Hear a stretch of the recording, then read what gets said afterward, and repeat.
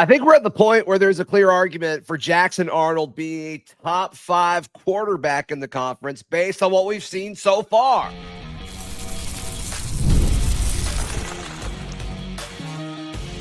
You are Locked On Auburn, your daily podcast on the Auburn Tigers. Part of the Locked On Podcast Network, your team every day. Yes, welcome on into Locked On Auburn, your daily Auburn Tigers podcast. I'm your host, Zac Blackerby, and thank you so much for making Locked On Auburn your first listen every single day. Ben Taylor of the Auburn Network family of stations. He's the host of Auburn Opalaga this morning on News Talk WANI. Jackson Arnold is ranked where in the SEC among quarterbacks, Ben Taylor? Either right around top 5, even if you want to go 6-ish, but definitely above the middle of the pack. And even ranks higher than some of the other guys that, in my opinion, have gotten a lot of love throughout the offseason. This is strictly based on what I've seen the first 2 weeks. It's got nothing to do with the preseason hype leading into it and all that kind of good stuff. I mean, it's hard to separate the preseason hype, though, sometimes. Especially when especially with some of the guys who have been preseason hyped up, have a body of experience that's impressive, more impressive what they've done so far this season. Like, I think there's tiers. Mm-hmm. I think you've got the guys that have proven to be good that we thought would be good, like Garrett Nussmeier at LSU and Lenora Sellers at South Carolina. Like, I think those guys are the top 2 guys. We've seen it. Those are my top 2 so far, and we've seen it previously, and they've got the hype. They've got all of it, and I don't think anybody's going to push back on those. Then there are the guys that we thought would be good but haven't been good. Arch Manning, DJ Lagway. I would kind of put those 2 guys in that tier. Like you said, if you're just removing hype, I don't think you can put those guys in the top 5. But I think if you zoom out, like, they probably are top 5 SEC quarterbacks right now. But statistically, you can't really make that argument right now. No. And, the guys that have impressed me have been Jackson Arnold protecting the football. And I'm not just saying that because I'm an Auburn guy. The Missouri kid, Pribula, Bo from Missouri, I like him for some reason. I don't know why. I think he's got some escapability. And then one of the other guys that has really impressed me has been the Oklahoma quarterback, Mateer. So, that's not even talking about like the Pavias of the world, which I think we'll find out a lot about that this weekend when they take on South Carolina. How good of a quarterback he is or was last year, kind of a flash in the pan. Virginia Tech was favored over Vandy. They took care of business. They spanked them. I was shocked that Virginia Tech was favored. I'm like, what are we doing here? Yeah. When you look at QBR, which I hate as a stat, so I'm actually not going to look at QBR. Okay. It's a dumb stat. It's made up. We just made it up to feel good about things. Well, I mean, I do think there's a little bit of analytics that goes behind it. I think it's all crap. You're probably right. Let's look at EPA, which is like total expected points added. Oh, not the Environmental Protection Agency. Good. I'm glad you pointed that out. Different things. Okay. And when you look at that, Jackson Arnold is 3rd in the SEC in EPA. Yep. 16.7. Taylor Green is at 21.1. Bo Pribula is 2nd at 18.6. Of course, Talon at Arkansas, Bo Pribula at Missouri. Mm-hmm. And like that's pretty close to the pecking order when it comes to QBR. If we want to do that, Jackson Arnold is 2nd at QBR. Taylor Green is still 1st. And then you've got these guys that are in this tier of they've got a ton of upside. Like, I wouldn't be shocked if they emerge to the top of this tier, but there's just so many of them with Jackson, Taylor Green, Marcel Reed, Austin Simmons at Ole Miss, Joey Aguilar at Tennessee, Diego Pavia, Gunnar Stockton. And like, is Gunnar Stockton good or does he have a good situation around him? Like, it's tricky. Like, you could tell me that Jackson in the top of that group, and based on what you've seen in the first 2 weeks, if you want to put him above some of these guys that we just said, like Arch and DJ, I'm going to push back a little bit on that. But if you wanted to, and just say strictly week 1 and week 2, I think you do have an argument there. But it's just so interesting because like this is one of the best quarterback groupings in the SEC in a long time. No, like, I completely agree with that. It's an elite conference when it comes to quarterbacks this year. I mean, literally, the guy that is coming in there dead last is Calzada at Kentucky, and he's got 9 years of experience. So he clearly has got the ability to look okay from time to time with Kentucky. He just has not looked good whatsoever, but he looked okay. I mean, against Ole Miss, he didn't, he's not, he doesn't look like some of the worst quarterbacks we've seen. The thing that sticks out in my mind about Jackson is, and I mentioned this going into this whole debate that you want to do, Zach, is he's doing what I like quarterbacks do, which is not make stupid decisions right now. Sure. And if you don't make stupid decisions and you don't turn the ball, he's holding on to the football, regardless if that means running it or throwing it. And as long as he keeps doing that, I think people would be shocked at the amount of ball games you win when you eliminate turnovers and you make field goals. It is uncanny how close we were last year. And if you take away the turnovers and the missed field goals, the difference in record and the difference in hot seat going into this season that Hugh Freeze sat on, and it would have been an entire different way of looking at Auburn football last year. So, I don't know if that's been a stressor. I don't know if they've said that in the QB room. Like, look, hold on the ball. I told Charlie Five, our buddy Kyle Rush, the GOAT. The GOAT. I told him, I said, it scared me a little bit. Deuce, when he came in, he put the ball on the ground a couple of times.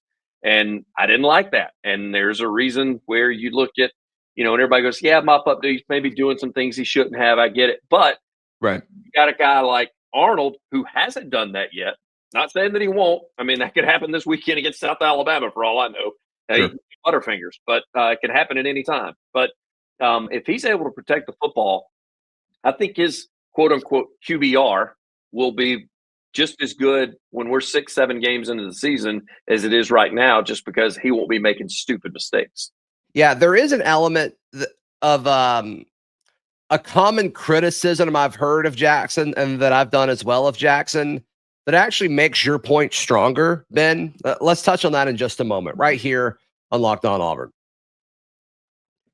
Today's show brought to you by our friends at FanDuel. FanDuel, it's America's #1 sportsbook. I can't imagine wagering anywhere else. You can't imagine wagering anywhere else. If you're new to FanDuel, if you're just like, okay, it's finally time to try it out. If your first bet $5, if your bet wins, you get $300 in bonus bets, Ben Taylor. That's crazy. Ooh.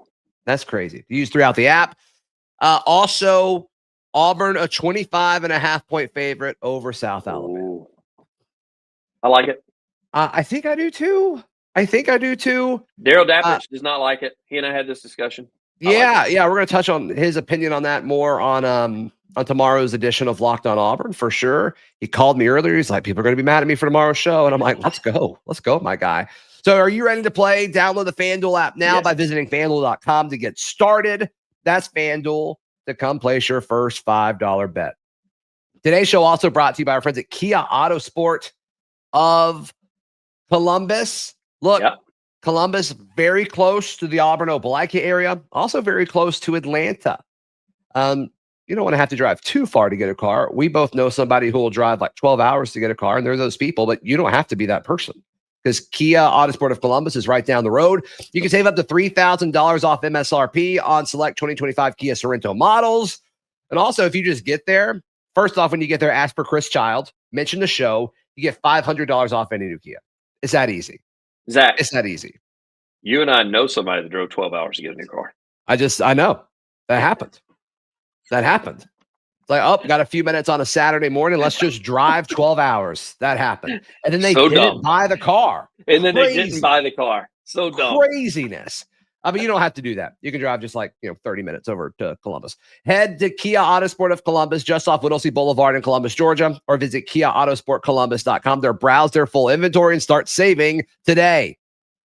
Thank you so much for making Locked On Auburn your first listen every single day, or maybe your second listen. This is a bonus edition of Locked On Auburn. One of the things you talked about with Jackson Arnold holding on, or that has been talked about a lot, is Jackson Arnold holding on to the football. And I do want to make the point, while that's not ideal, there are situations, especially if you trust your O-line and you have a gauge on the pass rush, where it's better for you to hold it than to do something stupid with it and turn it over. Would much rather get sacked than you throwing an interception.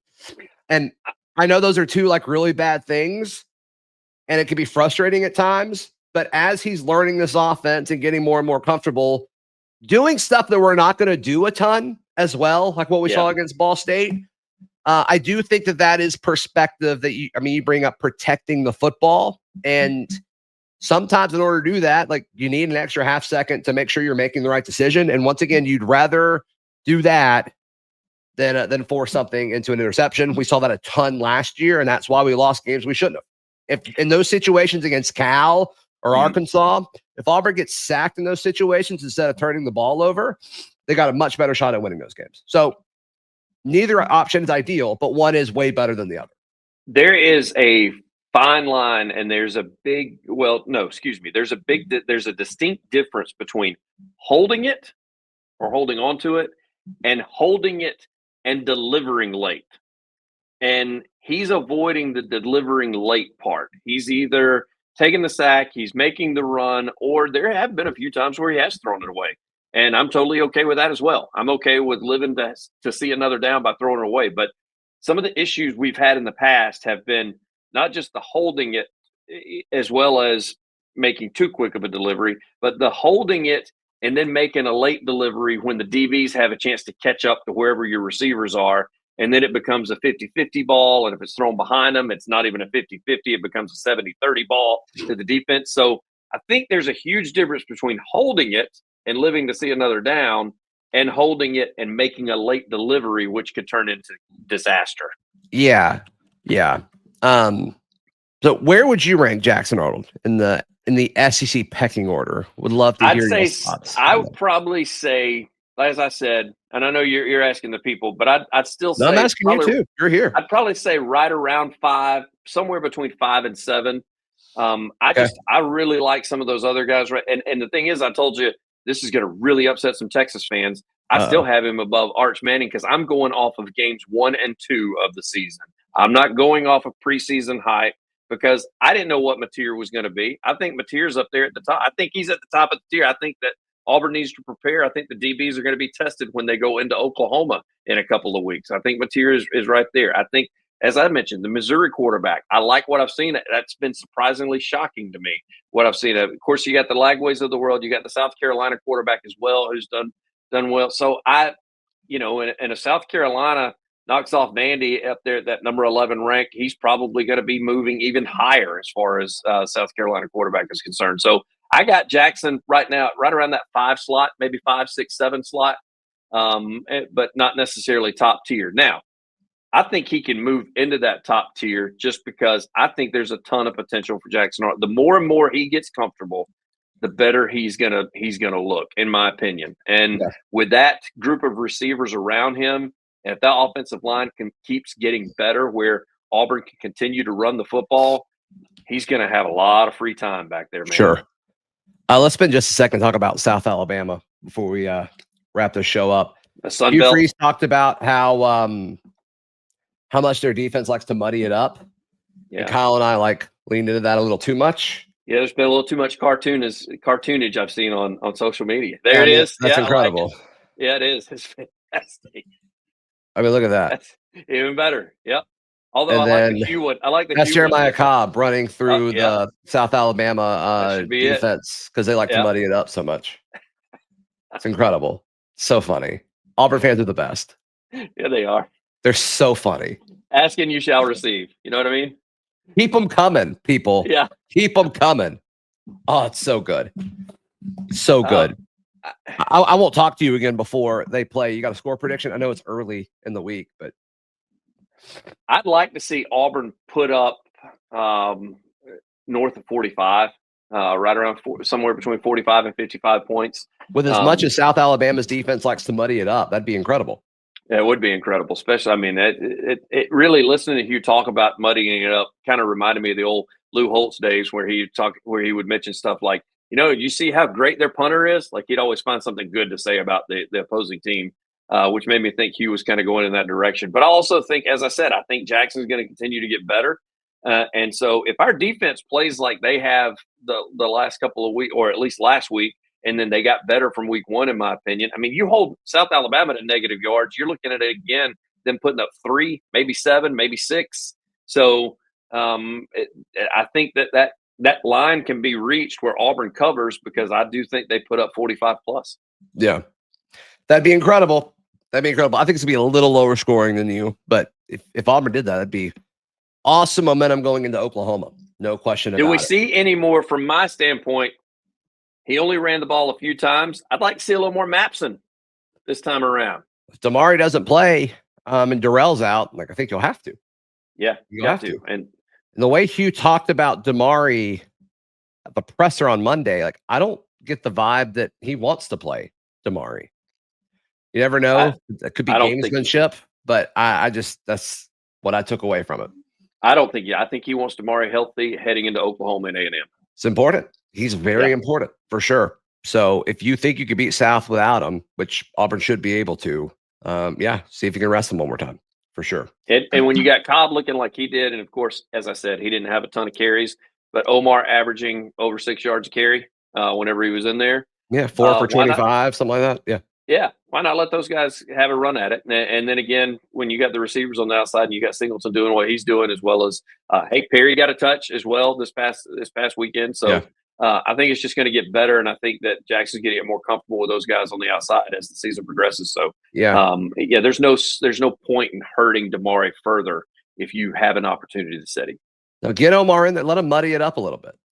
He needs to definitely muddy it up. He's used to that. He loves just a little bit. Loves to muddy. Yeah, that's right. That's right. How can people check out everything you've got going on? I just wonder how many graphics are going to be posted in the comments of this that are in regards to muddying it up. I think it's going to be fantastic. So.